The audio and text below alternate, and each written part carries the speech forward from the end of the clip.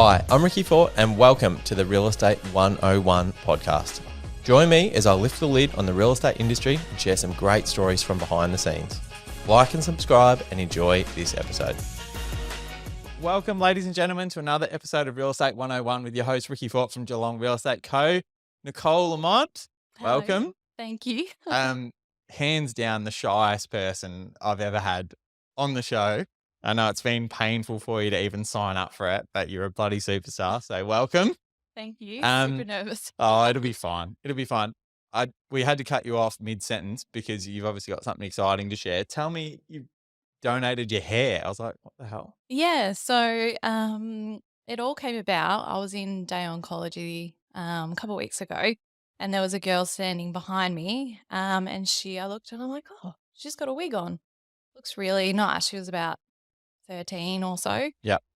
And then something popped up on my Instagram because I follow a lot of, Kids for Cancer. And I saw something come up and it said, like, chop your hair, and you can donate it to the Wigs, like Yep. for kids with cancer to, like, make the donation to have the wigs made. Yeah. So I just did that with another friend the other day and we sent it off and, it goes to a good cause. And So did you cut it yourself or how does that no, work? one of my hairdresser friends, she did it.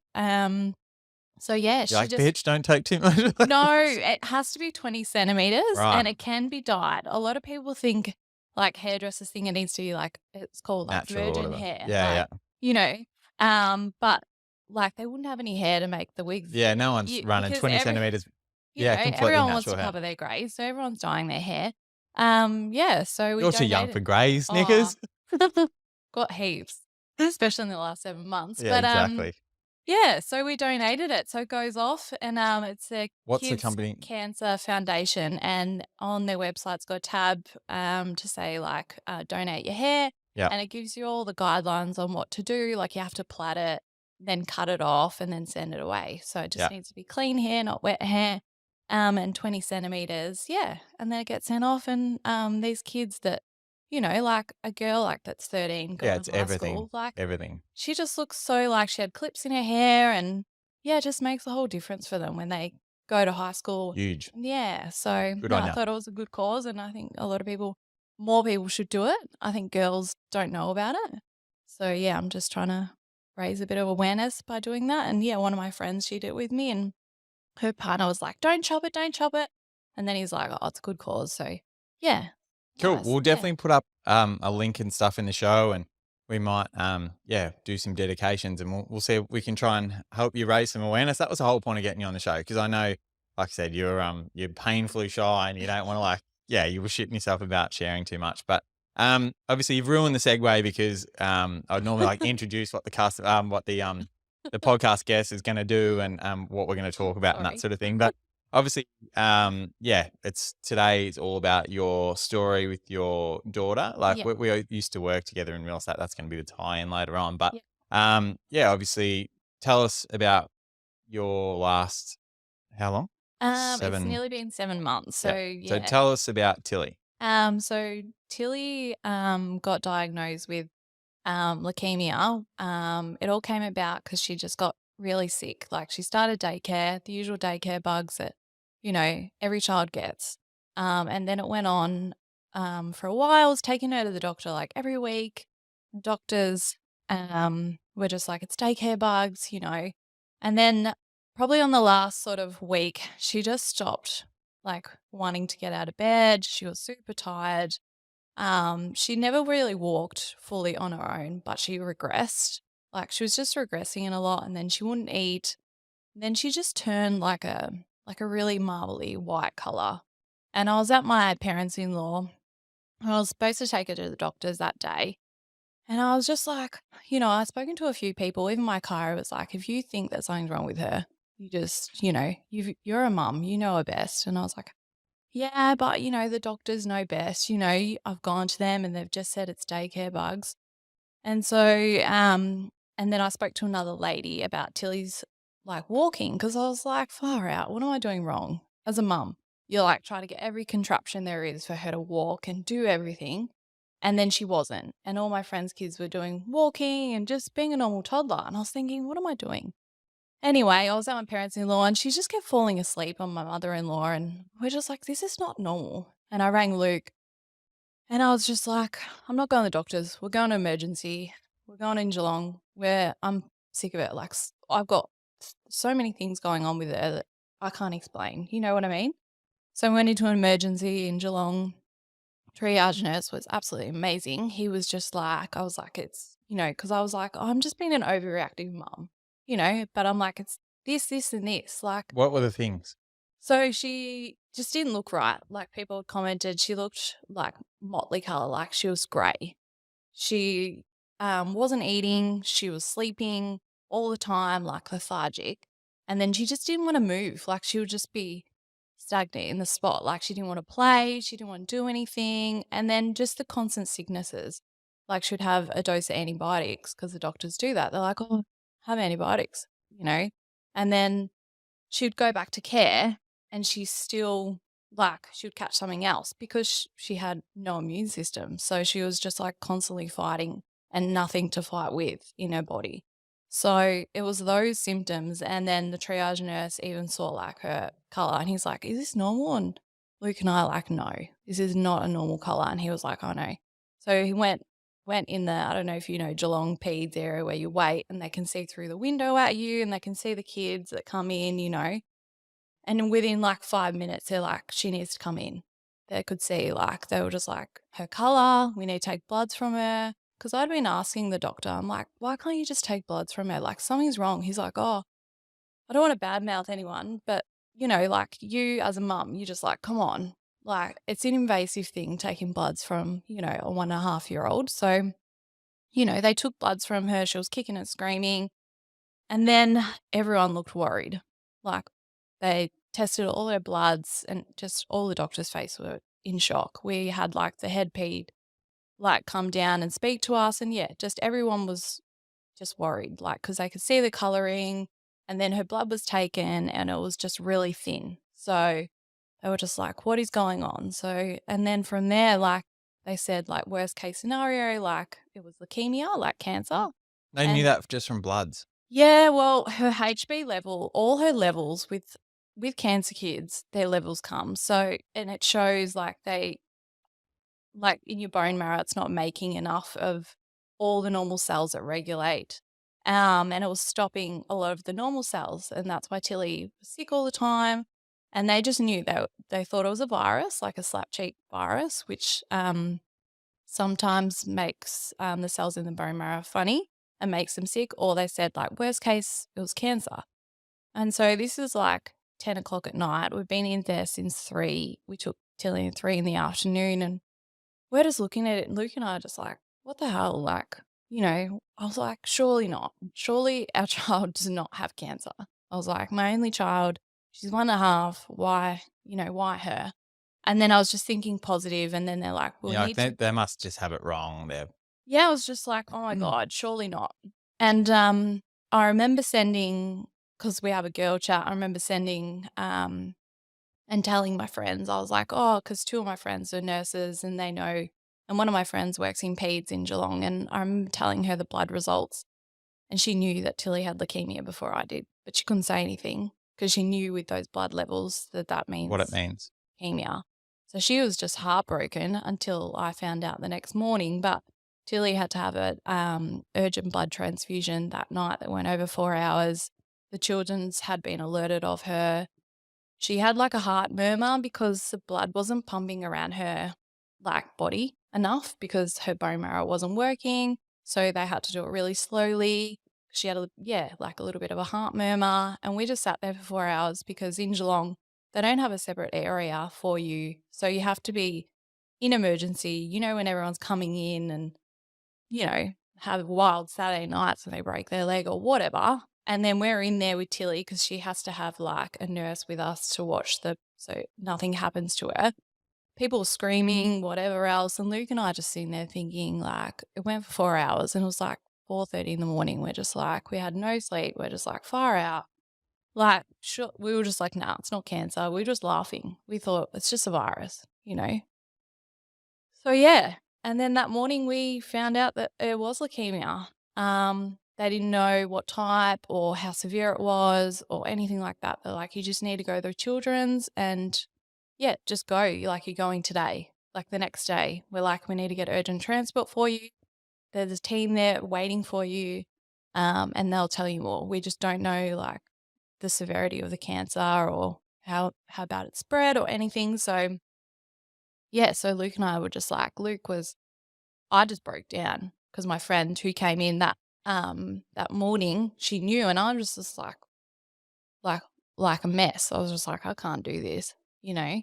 But Luke was, just taking it in and yeah, but it was just like driving in the transport thing and I was just like, she's yeah, she's gonna die.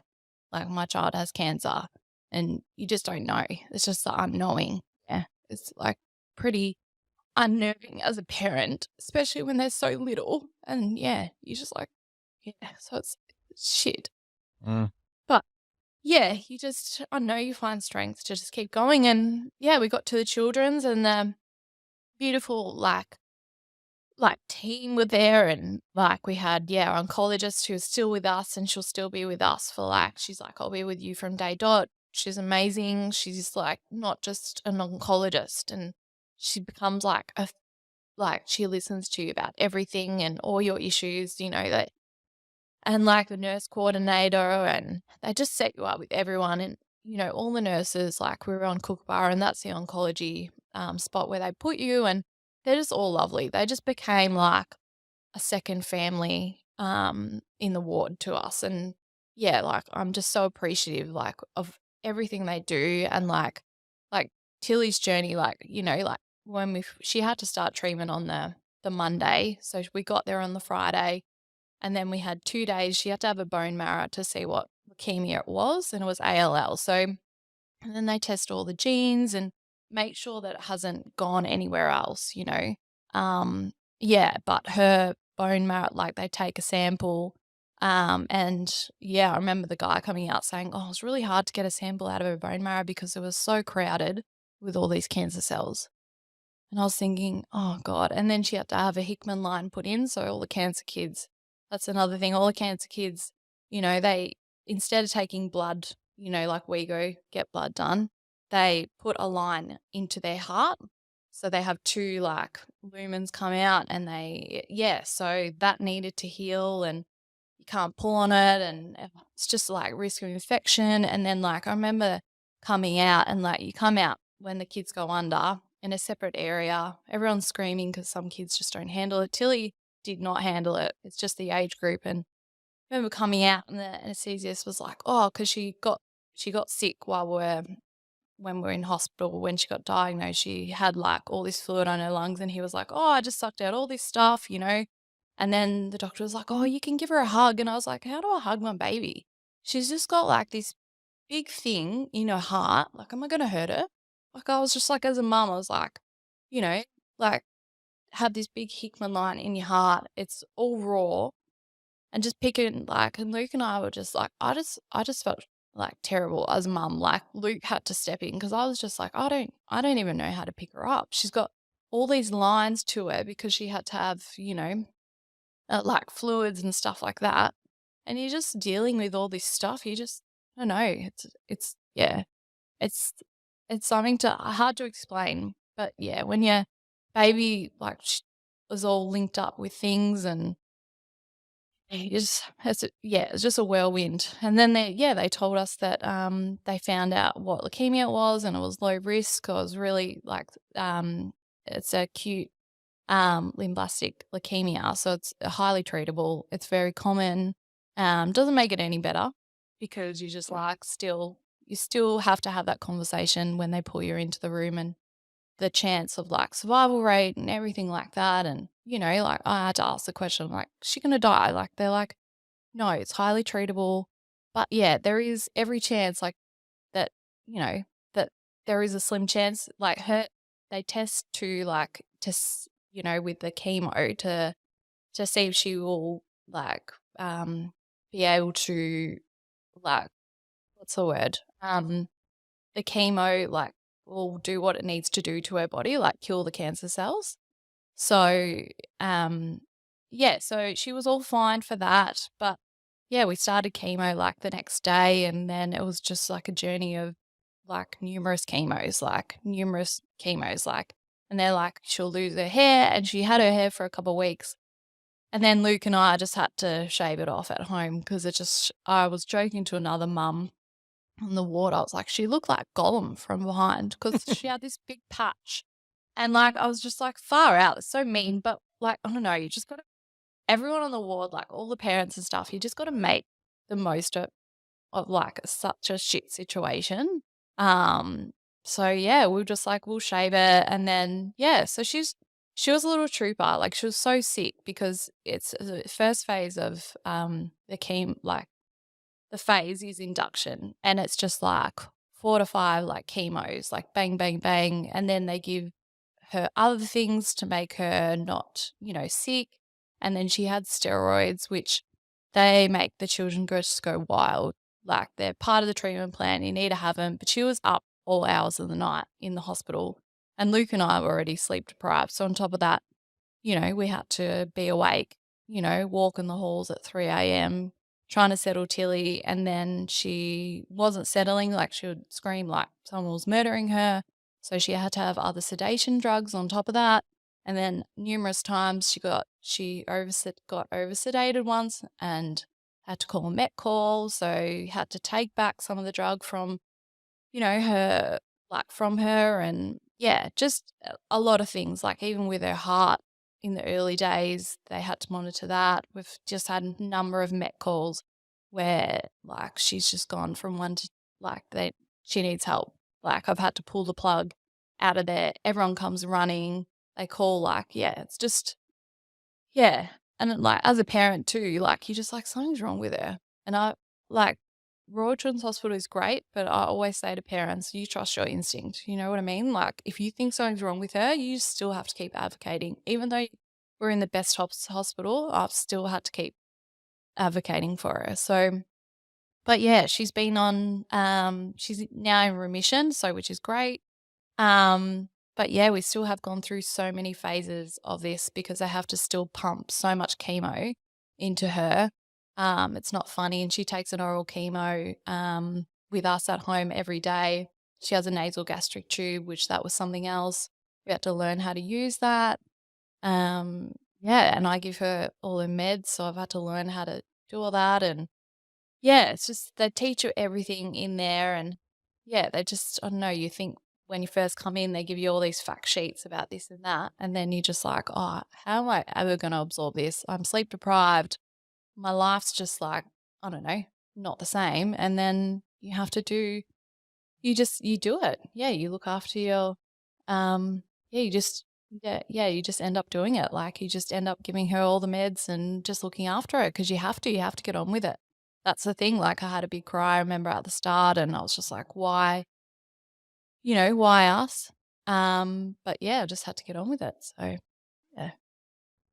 I feel like I could just go on forever and a day because it's such a big story. But yeah, so yeah, but it just there's so many factors and so many things that come into play, like, but yeah, the children's hospital are just amazing, and, like, I've always said, like, when you see it on TV or you drive past, you're like, "Oh, there's a lot of sick kids in there," but when you're actually a parent of one of the sick kids and then you stay in the ward and then you're there constantly, you go downstairs, it feels like a second home, you're just, like, far out. It's like another world.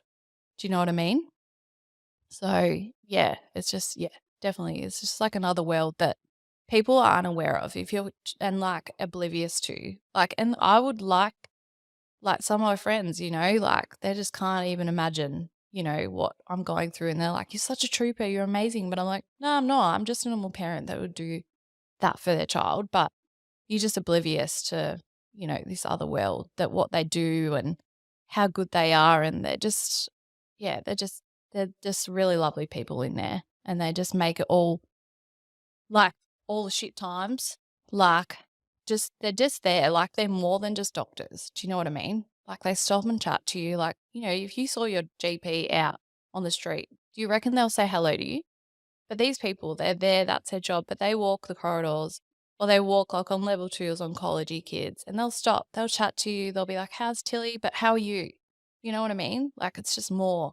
They'll like, you have to wait a little longer for appointments because each oncologist and the nurses, they just take that little bit of time to just, yeah, chat to you. And they just, yeah, I just want to give back as any way possible as I can. Do you know what I mean? Like, yeah, they're just amazing. And I just like my stories on Instagram and social media and everything like that. It's just raising awareness, like, because I don't know a lot of people that have gone through this or have kids like this, and I was unaware and maybe just a bit ignorant to it. Maybe I just thought, "Oh, this is never gonna happen to me or my family," and it has. So it's just been, yeah, a massive learning curve, and I just think whatever I can do to, help the children. So, yeah. Mhm. Yeah. Huge. Yeah. Massive. Yeah. I just yeah, when you talk about, like, when you very first like that, I just can't even imagine, to be honest, like, what that meeting is like when you go into emergency, like, which obviously the right call by you, and then the space of 2 minutes, like, your life just changes instantly, and you just gotta deal with it. Like, my mind went to, like, just basic stuff like, "Fuck, I'm supposed to be at work tomorrow," or, like, just and then all of a everything's just irrelevant, Yeah. It is. and your mind goes straight to the worst case Oh, scenario. it was, like, all the time. I was like and people would be like, "Oh, no, you can't think like that." Are you serious? I was like, "No, I need to think like this because I need to think about worst case scenarios because I think if you live in a bit of an ignorant like, you're like, "Oh, they won't die," or da da da, like and then we knew someone, a little boy that passed away, like, we got to know him and then he passed away. And that was really like, "Oh, okay, shit, we are on a cancer ward, and these kids do die. Like, not all stories are happy." Um, and I don't like to be like, but you see that when you are walking the wards, kids are so sick, and I don't know. Yeah, my mind had to go to the worst case scenario because my mental health, I needed to know worst case scenario and like prepare myself for something that might never happen to Tilly, but I needed to prepare myself for that. Yeah. So, and Luke, yeah, was a bit the opposite. Yeah, I think his mind did go there and everyone's mind did go there, but they're just like, be positive. And I'm like, positive, positivity only goes so far, especially when in this circumstance. Like, I don't know. It's just, yeah, I don't. And everyone's like, oh, it'll make you stronger. I'm like, "No, it's not going to make me stronger." Like, yeah. So there was a bit of, yeah, anger and stuff. And the early, like, you go through a grief when you just like, why us? And, why can't it be, someone else? Or, it's so cruel for these little kids to go through. Like any sort of sickness in the hospital, it's just, yeah, you just see them downstairs and it's heartbreaking. So any sickness, you're just like, why are these little kids so sick? And why do this to them? Like some of them spend their whole like since they were born, like in the hospital and then they're not there anymore. So yeah, I don't know. They're just trying to, yeah, raise awareness for all of that and all the kids. Yeah, the hospital. So Yeah. Yeah, and obviously props to you because anyone that knows you outside the show, like I said before, I was only teasing, but yeah, you are painfully shy and it's not your thing. But I'm super proud of you. It's like be able to keep it together for 23 minutes and share just a tiny bit of that story because yeah. it's like, um, so yeah, I said to you, I think like with community and all that sort of stuff, and like everyone, you just got to look around and you have a bit of an awareness of like everyone's got something going on. Like everyone's knows someone that's sick or trying to raise money for such and such. And you reached out to me about something that's cool that I want to chat to about now. But I was just hoping maybe we could do a little bit more than just like one person donate or me donate. But like I'd love to hopefully hear that some of our listeners, yeah, like maybe share the story, start there, but maybe can if they can find a way to help donate and support what you're trying to do. So you just want to chat quickly about your fundraising efforts and Yeah. what So what you're trying to do. yeah, so it's just a run for the kids, and all money goes to like the Good Friday appeal. So What's the run called again? What's it called? The trans it's like yeah, run it's like under Run for the Kids, basically. Yeah. So, yeah, so I just found it and I was like, "I need to give back anything possible." I saw it and I said to Luke, So do "Let's start there. let's do that." Like, Is Luke I gonna run as well? yeah, so it's only 4.8 Ks, like, it's next to nothing, but it's just more the donating.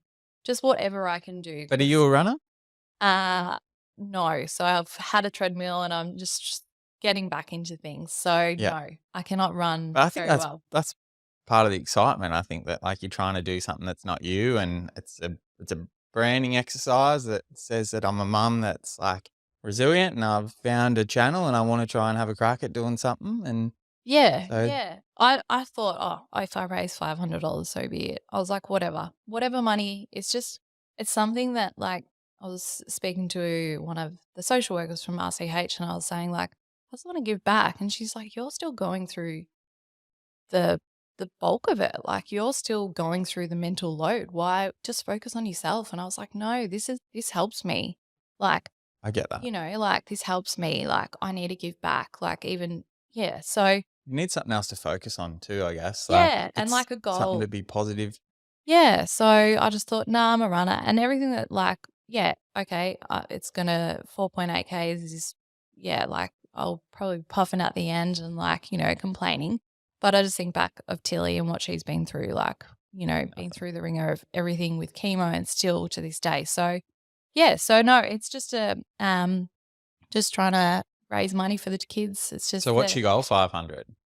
no, it's now like I had a look and I was just like, oh, I think it was like 2,000 or something, and it's past that now. So I was like, oh, I said to mum the other day, I was like, oh my God, I actually raised a little bit more than I thought. So I was like, oh, that's Well, really that good. was the So idea of the show, is, like, hopefully, we can just extend that audience a little bit and hopefully get a few more people to reach out and donate. So where do they find your specific page where they can donate, and we can kind of keep a bit of yeah, a well tally? yeah, well I can share it. I can Yeah. yeah. What's it called? Like, you It's just Team Tilly. So basically it's just after Tilly. So yeah, I cool. can share it. Team So Tilly. yeah, Team Tilly. Yeah. And Are you daring to put another number on it? Like, initially it was 500. Have you got oh, I would love to raise like maybe like over 5. 5? Yeah, yeah. Yep. That'd be nice because Alright, well, let's yeah, commit to that. yep, Let's commit. Let's find a way that we can get it to 5. yep, Sound good? yeah, yep, yep, Awesome. sounds great. Well, yeah, like, super proud of you for coming on the show, and I know that's, like, just when you were like, I don't think this is for me, I don't wanna come on, what would I talk about? Obviously, outside Tilly's story, like, you're still got an amazing story, you're an amazing girl, amazing woman, and, yeah, we had, like, some real estate, like, stories from back in the day of working together at different brands and all that stuff. I probably is not gonna add much more value than what we've just heard, so I'm, yeah, really keen if we can, let's make that 5,000, and, I'd love to come on the run and stuff with you and that as well, and I'll be sharing on my story, and, yeah, hopefully we can help raise a bit, but I guess, have you got, like, any closing words for I didn't wanna even try and visualize it too much because it nearly broke me, like, as you know, I've got a 3.5-year-old daughter myself, and just they're just pure, and they just don't deserve Yeah, yeah. no kids deserve bad health. No, yeah, But so I guess, what encouragement do you have for people that are at the start of that journey? I'll just say just keep going and seek help. Like, the one thing that has helped me is just to ask for help, like, I'm a big mental health advocate, like, I just say if you're struggling you need to ask for help. So, and trust your instinct. Like, just keep advocating. That they're great at their jobs in the RCH and all the doctors, but just stick on your gut. If you know that something's wrong with your child, you know them best. Yeah, just stick with your gut and just keep advocating. But yeah, just look after your mental health and yeah, try not to. I think talking to other parents is the best thing. Like, talk to family members and friends, but talking to other people that have kids that are going through the same journey, I don't know, I've met so many amazing parents and we chat all the time. Do you And have the capacity for anyone to reach out to you, or are you a bit swamped at the moment? Like, do you feel like no, you that no. would be okay? Yeah, yeah, no, I'm always talking to parents. Yeah, it's just a close knit community that when you're in Dayong, you bump into people and you just, yeah, you just, even on the ward, you just, everyone is just, how are you? Like, yeah, but just, yeah, I'm open to, yeah, I'd love to talk to people and just, yeah, just keep going. It's super hard.